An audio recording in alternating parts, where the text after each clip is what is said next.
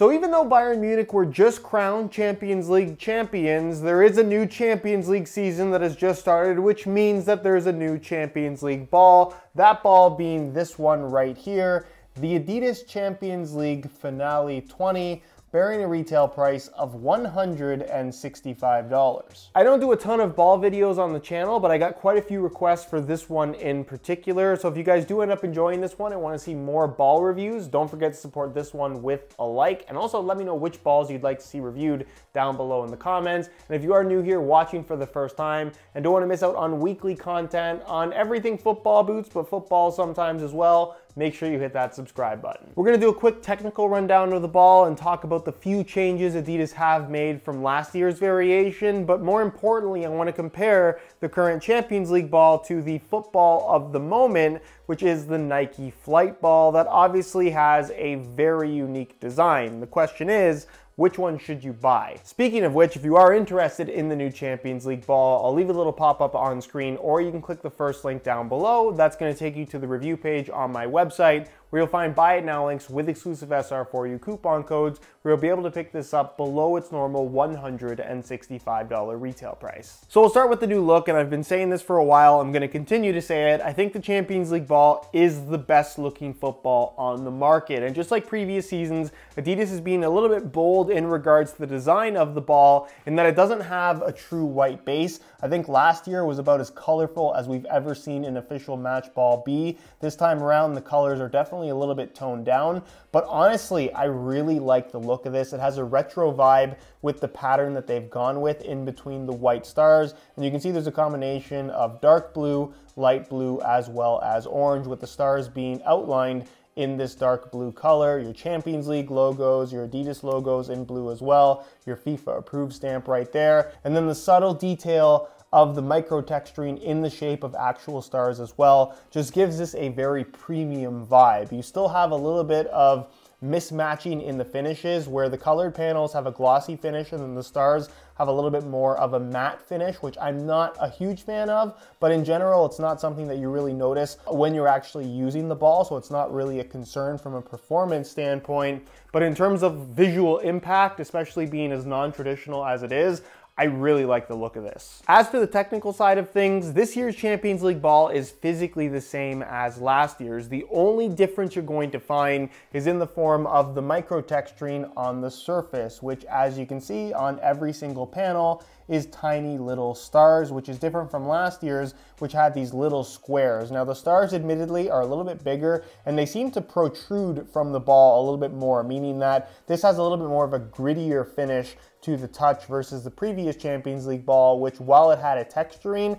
it just felt a little bit more smooth. So initially I find that this ball is slightly stickier than last year's, but that's something that you'd have to have the two balls side by side to really notice that difference. And for the most part, it still ends up feeling very, very similar to last year, but it also kind of goes to show that these brands like to promote these fancy patterns that they said they tested in a lab, and they figured out that this is the perfect pattern for moisture wicking and aerodynamics and whatever it may be, but inevitably they always end up circling back to whatever looks cool, which in this case is just little stars. There are a total of 557 stars on this ball, which is a number that I completely made up, but it sounded pretty believable because there's a lot of stars. Micro texturing aside, when it comes to feel and performance, I'm a big fan of the Champions League ball because it has a little bit more of a traditional vibe to it in comparison to many, I guess, modern high-tech match balls. I think if you want the most traditional match ball out there right now, I'd go for something from Select, or technically Derby Star, which is the Bundesliga match ball. Really high quality, super underrated, probably not the best looking though.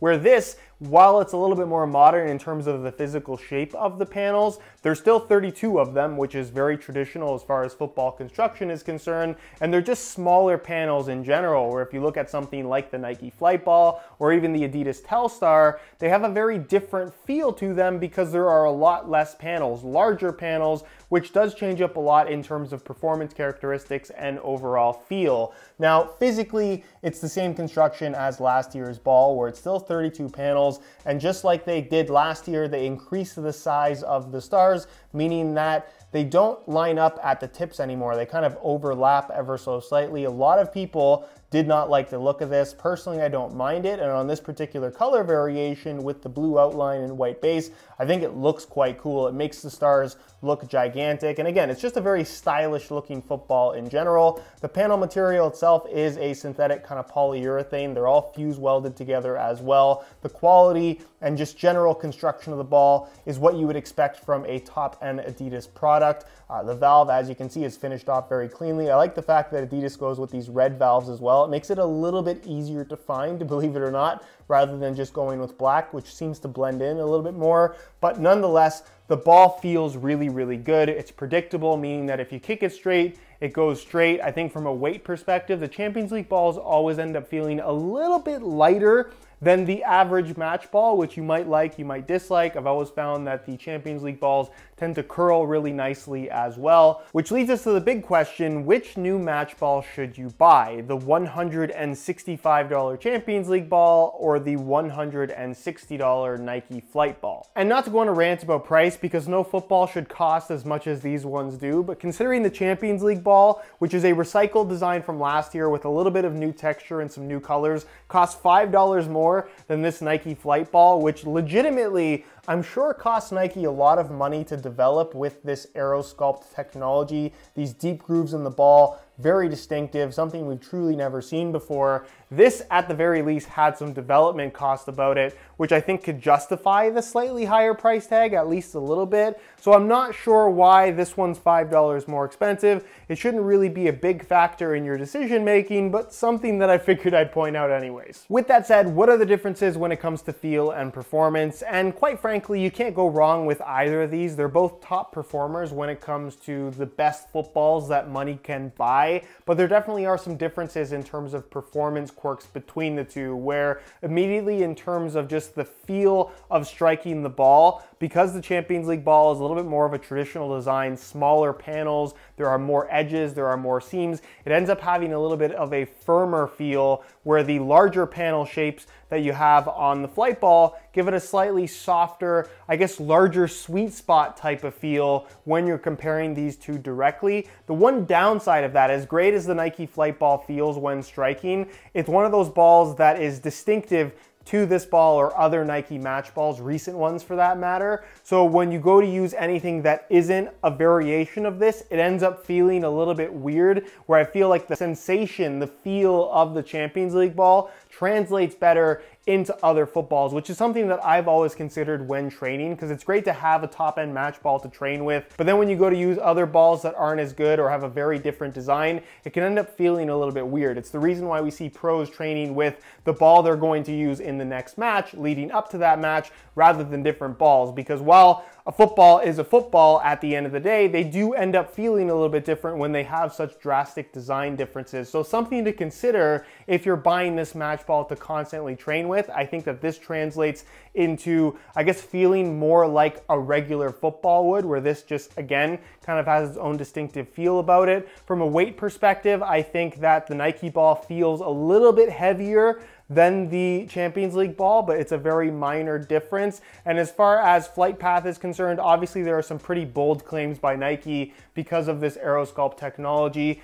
I don't think it performs as extraordinarily well as Nike would lead you to believe. They're very similar in terms of the flight of the ball being very consistent, meaning that if you kick the ball straight, it goes straight. So pretty similar in that regard. I think for me, the main difference is, do you want something that's a little bit more traditional in terms of feel, or do you want something that is kind of high-tech and super modern and also features Nike's ACC technology, which we should never discount as an important feature on any top-end Nike product. So if the situation were that I could only afford one of these balls that I was going to use to train with, I would probably end up buying the Champions League ball personally. One, because I think it's just better looking out of these two, and obviously there are other color variations of the Nike Flight ball. But two, I just prefer the more traditional feel of this panel construction versus the more modern kind of high-tech approach that Nike have gone for. It's not to say that I dislike this. It is a top-performing football. Some would argue it's the best football money can buy at the moment, but for me personally,